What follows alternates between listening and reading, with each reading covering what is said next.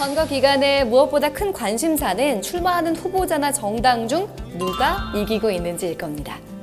때문에 언론에서는 후보자나 정당의 지지도를 순위로 매겨 지나치게 자극적으로 경쟁하듯이 보도하기도 하는데요. 선거 여론조사를 속보 경쟁의 대상으로만 다루는 이른바 경마식 보도는 부정확한 정보를 제공할 수 있기 때문에 비판적인 눈으로 보는 것이 좋습니다.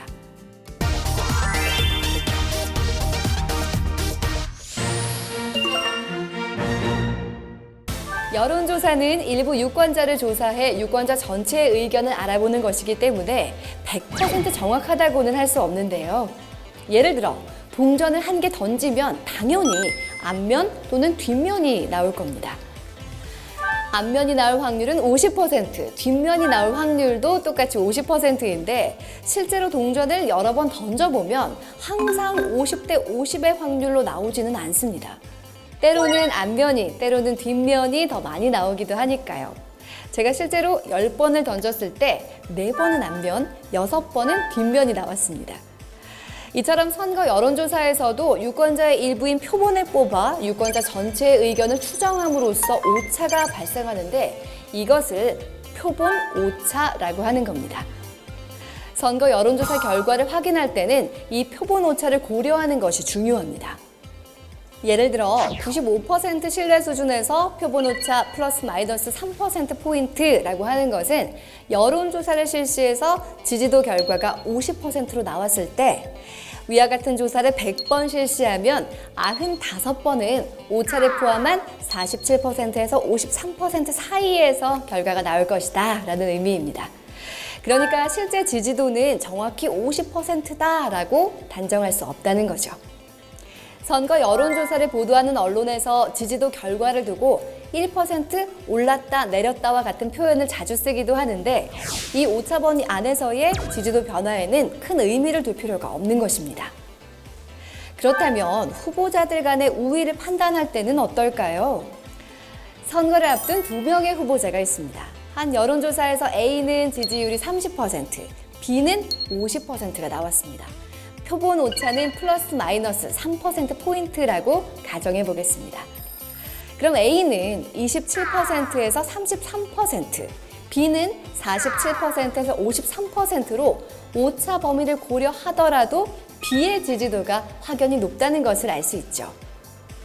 반면 A 후보가 47%의 지지율을, B 후보는 50%의 지지율을 얻었다면 오차 범위를 고려한 지지도가 겹치기 때문에 이번 조사에서는 B 후보가 높게 나왔지만 동일한 조사를 또 했을 때 A가 더 높게 나올 수도 있다는 거죠. 즉, 어느 누가 지지율이 높다고 확실히 판단할 수가 없다는 것입니다. 따라서 두 후보의 지지도 차이가 오차 범위 내로 근소하다면 누가 1등이다, 앞서고 있다라는 표현보다 경합이다, 접전이다 라고 이해하는 것이 바람직한 거죠. 표본 오차는 표본수가 작을수록 커집니다. 따라서 여론조사 결과를 성별, 연령대별, 지역별 등으로 나누어 분석한 하위 표본의 결과를 봤다면 반드시 표본수를 확인하는 것이 좋습니다.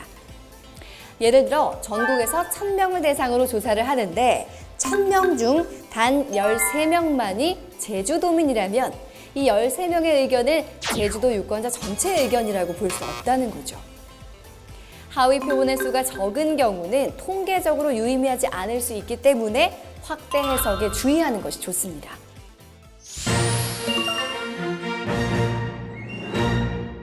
언론에서 선거 여론조사 결과를 보도할 때 그림이나 그래프를 자주 사용하는데요. 이렇게 시각적으로 표현한 여론조사는 격차를 한눈에 볼 수 있어 유권자에게 매우 효과적으로 전달됩니다. 그렇기 때문에 더욱 꼼꼼히 살펴야 하기도 합니다. 여론조사 결과 A는 40%, B는 37%로 격차가 크지 않지만 지지도 수치가 가장 높다고 A를 부각하여 표현하게 되면 대부분 수치보다도 그래프의 크기부터 눈에 들어오기 때문에 자칫 압도적인 차이로 앞서간다는 오해를 불러일으킬 수 있습니다. 지지도 추이 그래프 역시 마찬가지입니다.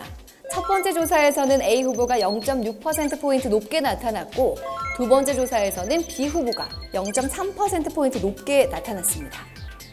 후보의 지지율 격차가 아주 적기 때문에 오르고 내림에는 큰 의미를 가지지 않습니다. 그런데도 불구하고 그래프에서 0.6%포인트 차이보다 0.3%포인트가 더 큰 것처럼 나타내어 비후보가 대역전극을 보여준 듯한 느낌을 줍니다. 이처럼 지지도나 결과 추이 등이 과장되거나 왜곡되어 표현될 경우 유권자에게 미치는 부정적 영향이 더 크게 작용될 수 있습니다. 후보자들의 홍보물 등에도 자신의 지지도 결과를 부각시키기 위해 이미지를 과장하거나 왜곡하여 나타내는 사례가 많다고 하는데요. 이미지에 현혹되지 말고 실제 수치를 확인해 정확한 지지도를 파악하는 것이 중요합니다.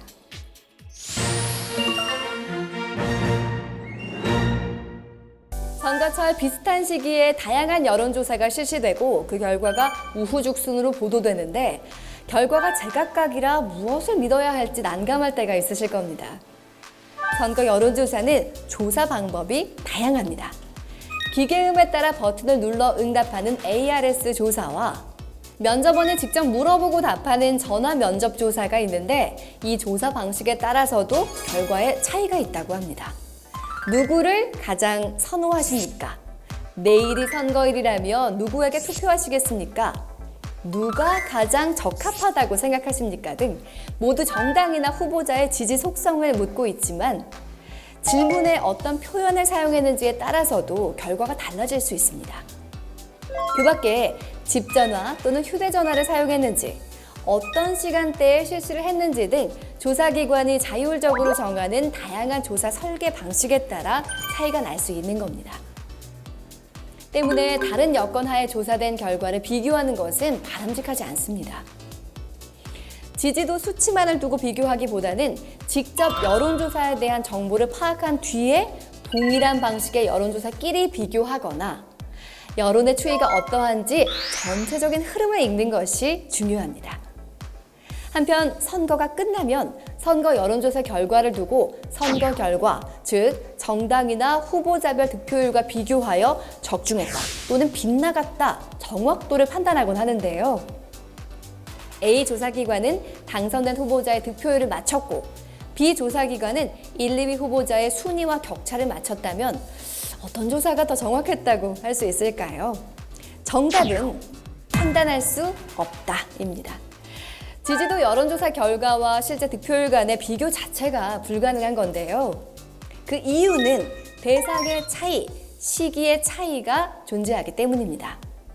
먼저 선거 결과인 득표율은 실제 투표한 사람들을 기준으로 산출됩니다. 반면 여론조사는 투표 여부와 관계없이 전체 유권자를 대상으로 하기 때문에 투표하지 않은 유권자의 의견도 포함됩니다. 참여하는 대상의 범위가 다르기 때문에 결과에 차이가 생길 수밖에 없는 거죠.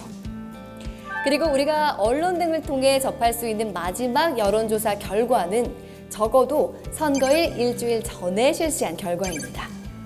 선거 여론조사 결과를 공표할 수 없는 6일간의 블랙아웃 기간이 존재하기 때문인데요. 중앙선거관리위원회에서 실시한 유권자 의식조사에 따르면 투표일 일주일 전에서 당일까지의 기간에 지지할 후보를 결정했다고 답한 사람이 34.2%였다고 합니다.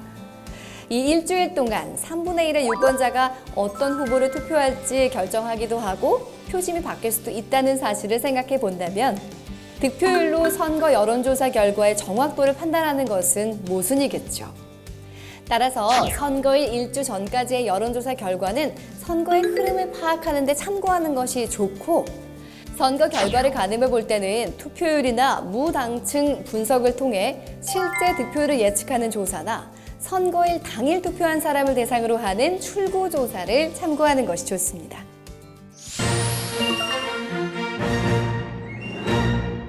소셜미디어 전성시대인 오늘날 방송이나 신문뿐만 아니라 SNS 등을 통해서도 선거 여론조사 결과가 빠르게 전파되고 있는데요. 왜곡된 선거 여론조사 결과가 공표 보도될 경우 부정적 파급력 또한 클 수밖에 없습니다. 특히 전문성이 결여된 방식으로 여론조사를 실시하고 왜곡된 결과를 공표한 뒤 폐업해버리는 이른바 떴다방이라 불리는 조사기관의 난립은 제20대 국회의원 선거에서 여론조사의 큰 문제점으로 지적되었는데요. 현재는 조사 시스템, 전문 인력 등 요건을 충족하여 관할심의위원회에 등록된 선거 여론조사 기관이 실시한 조사 결과만을 공표, 보도할 수 있다고 합니다. 공표가 금지된 여론조사 또 있습니다. 선거에 출마하는 정당이나 후보자가 직접 실시한 여론조사인데요.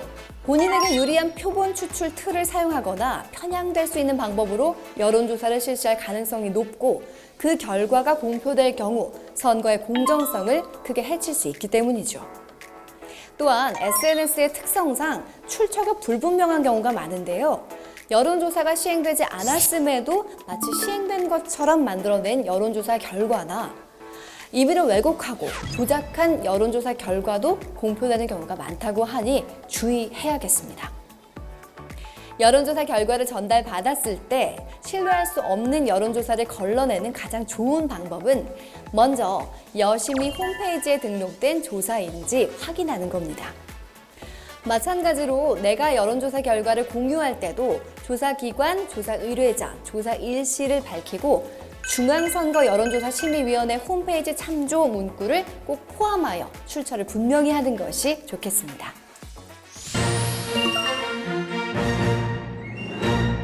치열한 선거 기간, SNS 등을 통해 여론조사가 실시되고 있으니 참여해달라는 독려 메시지를 주고받는 경우도 많은데요.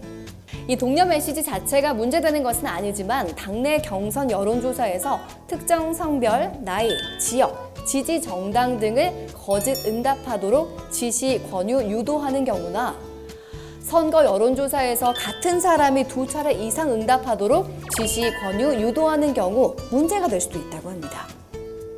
실제로 당내 경선 여론조사에서 당원 여부를 허위로 응답해 2번 참여하도록 권유하는 게시물을 SNS에 올린 사례가 있었으며 조직적으로 단기 유선 전화를 다량 설치하고 휴대전화로 사진 전환한 뒤에 여론조사에 중복 응답해서 결과를 조작한 사례도 있었다고 합니다.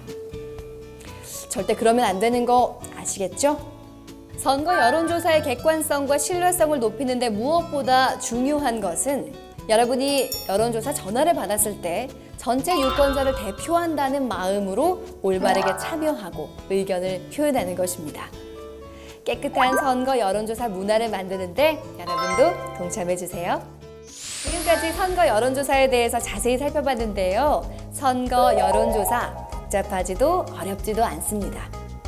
오늘 함께 살펴본 내용을 바탕으로 여론조사 결과를 올바르게 이해하고 효과적으로 활용하는 여러분이 되길 바라겠습니다. 선거 여론조사에 대해서 궁금한 점이 있다면 중앙선거 여론조사 심의위원회 홈페이지는 항상 열려 있으니까 참고 부탁드리겠습니다. 고맙습니다.